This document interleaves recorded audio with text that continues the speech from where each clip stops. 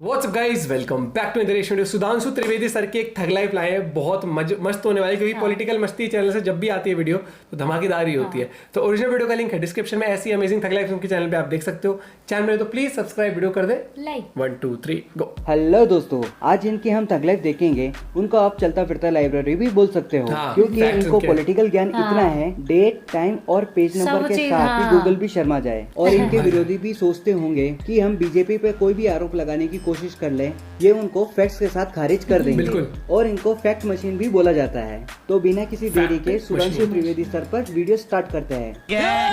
अभी मजा आएगा ना भिड़ो। अब जवाहरलाल नेहरू म्यूजियम का नाम चेंज होकर प्राइम मिनिस्टर म्यूजियम नाम हो चुका है। तो इसी बात को लेकर कांग्रेस का प्रवक्ता अपनी छाती पीट रहे थे कि हमारे प्राइम मिनिस्टर का नाम आपने म्यूजियम से कैसे हटा दिया। तो इस बात पर देखिए सुधांशु त्रिवेदी सर ने क्या जवाब दिया है। जहाँ फिर मैं सुधांशु जी को याद दिलवा दूं कि कल भी बाइडेन जी ने अमेरिका के पहले राष्ट्रपति के जो उनके यादगार में बनाया हुआ स्मारक है वो दिखाया।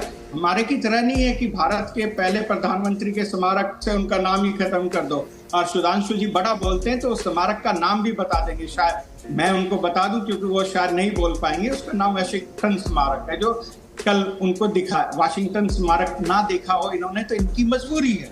1920 में मोतीलाल नेहरू कांग्रेस के अध्यक्ष थे और 2023 में भी उनका ही परिवार है। और मैं बताना चाहता हूं, जॉर्ज वॉशिंगटन अंग्रेजों से लड़के बने थे अमेरिका के राष्ट्रपति, और जवाहरलाल नेहरू 2 सितंबर 1946 को वेवेल के द्वारा यूनियन जैक झंडे के नीचे कैबिनेट मिशन प्लान के तहत अंतरिम सरकार के प्रधानमंत्री के रूप में क्वीन की निष्ठा की शपथ लेके बने थे। और 15 अगस्त 47 को भी माउंट बेटन ने उनको शपथ दिलाई थी स्वतंत्र भारत के दौर। उस समय भारत का army chief, air force chief, navy chief, IB chief सब अंग्रेज थे। और आपको ये भी पता है कि कांग्रेस की कार्य समिति में उनको 0 वोट मिला था। 1 वोट पट्टाभी सीतारमैया को, 1 वोट जेपी कृपलानी को, और शेष सारे वोट सरदार पटेल को मिले थे।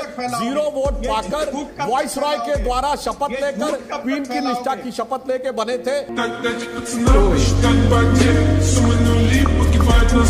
ये भाई बीच बीच में बोल रहा था, ये झूठ कब तक फैलाओगे। ये देखो कांग्रेस का ऑफिशियल पेज का स्क्रीनशॉट है, जिसमें इन्होंने लिखा है कि 1946 में न्यू गवर्नमेंट बनी थी। कभी कभी लगता है कांग्रेस पार्टी का मैनेजमेंट पता नहीं कैसे लोगों के हाथों में है। ऐसे प्रवक्ता भेज देते हैं जिसको पार्टी का भी नॉलेज नहीं है। सब अपने अपने लेवल पे बात करते हैं। अब मैं ये कहना चाहता हूँ, जहाँ तक इन्होंने परिवार की बात कही है, तो हम ये सिर्फ कहना चाहते हैं कोई बात नहीं। ये बताइए, पिछले 30 सालों से जब से आपकी पार्टी अस्तित्व में आई है, तो कब से अस्तित्व में आई पता है आपको? आप बताइए ना, मैं तो बताऊंगा ही। नाम बताइए। डेट 91 की बात कर रहे हैं ना, 91 की बात कर रहे हैं ना। चलिए हाँ। अब मैं बताता हूँ, एक पार्टी बताइए जिससे आपने गठबंधन इनकी आदत देखिए, सुनिए। इनकी आदत है विपक्ष से सब कुछ पूछना है। सत्ता पक्ष 10 साल से सरकार में, अपना बताओ ना प्रभु। हाँ बता रहा हूँ। अपना आपने सत्ता की मलाई की बात कही, उनसे पूछिए एक उत्तर प्रदेश की पार्टी बताएं जिससे गठबंधन न किया हो। नाम बताइए।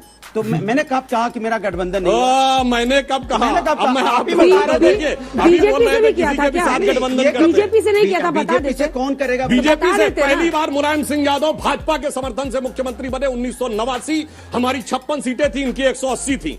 हमने राम मंदिर के मुद्दे में जब उन्होंने गोली चलवाई था, समर्थन वापस किया तो कांग्रेस से समर्थन लिया। उसके बाद बसपा ने समर्थन लिया, उसके बाद छोटे छोटे दलों ने समर्थन लिया। मलाई के चक्कर में घाट घाट का पानी पीकर अब वो स्थिति रह गई, न घर के रह गए न घाट। क्या बात है सर, क्या बात है सर, सपोर्ट ले लेके। ये बात है। अंजना ओम कश्यप का फेस से लग रहा था कि ये बात तो अंजना ओम कश्यप को भी नहीं पता था। आज मेरे ज्ञान में भी वृद्धि हुई है कि मुलायम सिंह यादव को बीजेपी ने भी समर्थन दिया था। जिसको ये बात पहली बार पता चली है वो कमेंट करके जरूर बताना कि पहले ये बात पता थी या नहीं। बिल्कुल। 80 करोड़ लोग 5 किलो राशन पर जिंदा हैं। 9 साल में आपने देश की माली हालत ऐसी क्यों की कि 80 करोड़ लोग 5 किलो चावल लेने आपके दरवाजे खड़े हैं। 1 मिनट, एक बात और कहना चाहूंगा।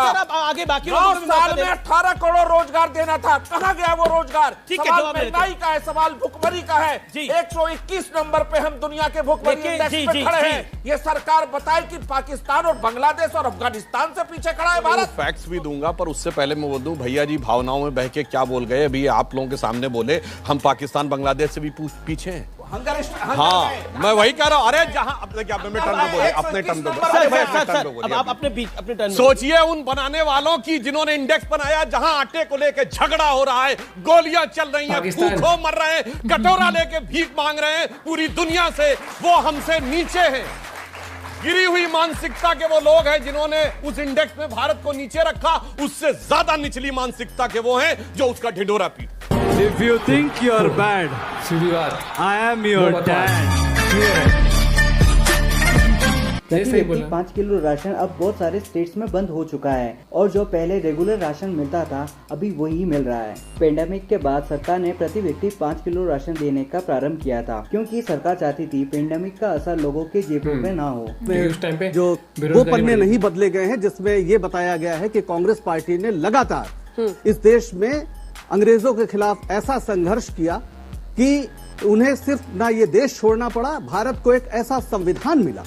5000 साल के इतिहास में कभी ऐसी पुस्तक नहीं लिखी गई जिसने मनुष्य को मनुष्य से बराबर माना हो, जिसने स्त्री को पुरुष से बराबर माना हो, जिसने जाति, क्षेत्र, धर्म, नस्ल, रंग सब भेद को मिटाकर कहा हो कि ये नागरिक हैं और सब नागरिक बराबर हैं। इसके पहले कभी नहीं हुआ। अभी जो इन्होंने जहां से शुरुआत की वहीं से बात साफ हो गई कि 5000 साल में पहली बार हमें बराबरी दी गई। यही गुलामी की मानसिकता है। आप कहते हैं महिलाओं को बराबरी नहीं दी गई।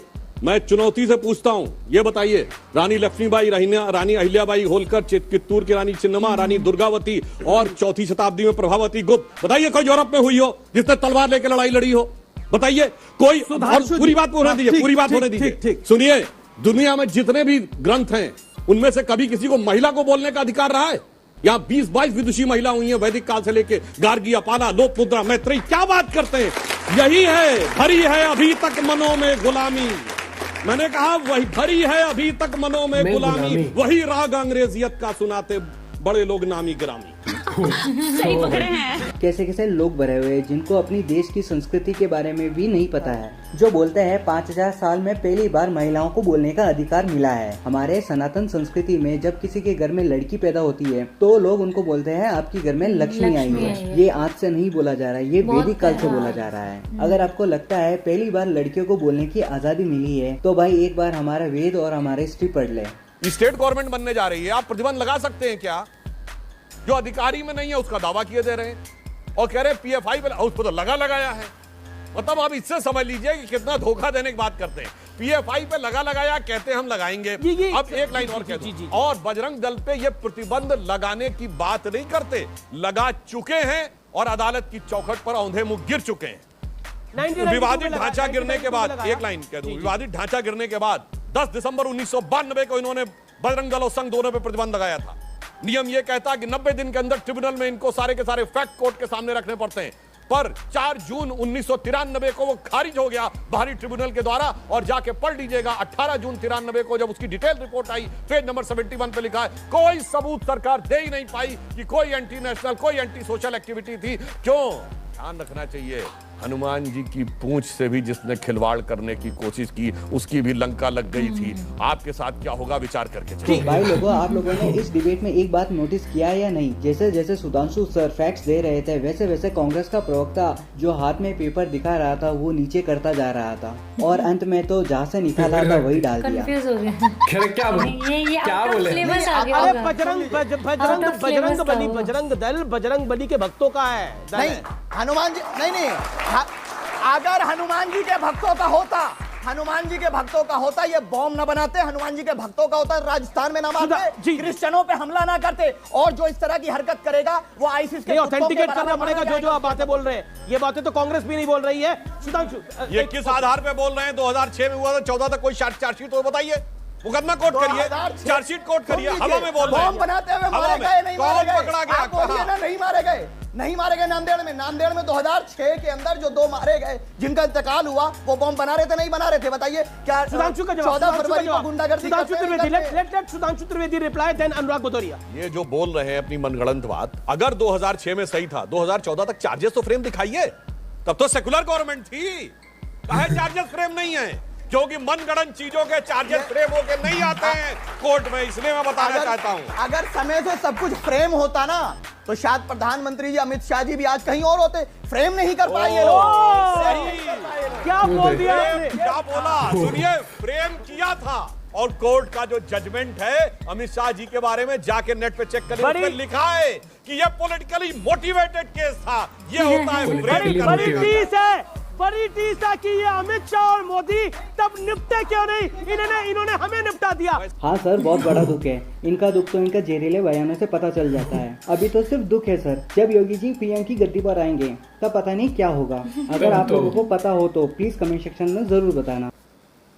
भाई वीडियो तो बढ़िया लगी, लेकिन जिस दिन योगी जी भी जब आगे जाके अगर प्राइम मिनिस्टर बनेंगे तब तो भाई साहब बिल्कुल ही इंडिया में तो काफी लोगों को वो होगी तकलीफ, लेकिन बाहर और ज्यादा लोगों को तकलीफ होगी। क्योंकि अभी मैंने देखा कि योगी जी का नाम जब पाकिस्तान में भी लेते हैं तब भी अलग ही प्रतिक्रिया आती है लोगों की वहां से। बाकी थग लाइफ इनकी बहुत ही अमेजिंग रहती है सर की, क्योंकि हमने देखा ये फैक्ट्स रिलेटेड रखते हैं, वो बढ़िया था। फैक्ट बोलते गए, वो कागज पन्ना रखते गए, लास्ट में तो रख ही दिया कि यार ये आउट ऑफ सिलेबस हो गया, वापस रख देते हैं। आई एम श्योर आप लोगों ने वीडियो एंजॉय करी होगी। तो भाई आपको फेवरेट क्लिप कौन सी लगी जरूर बताना। बाकी मणगढ़ंत कहानियां तो दुनिया बनाती है। उन्होंने कहा ना कि अगर चार्जशीट फाइल होती तो उसके बारे में बताते। और मोदी जी और अमित शाह को भी एक बार फ्रेम करने की कोशिश करेगी उस तरीके से। तो उन्होंने बताया पॉलिटिकली मोटिवेटेड हर एक चीज का होता है, क्योंकि सुप्रीम कोर्ट जब जज करती है तब तो सरकारें तो इनकी थी। मिलते हैं आपसे वीडियो के साथ, बाय बाय, टेक केयर।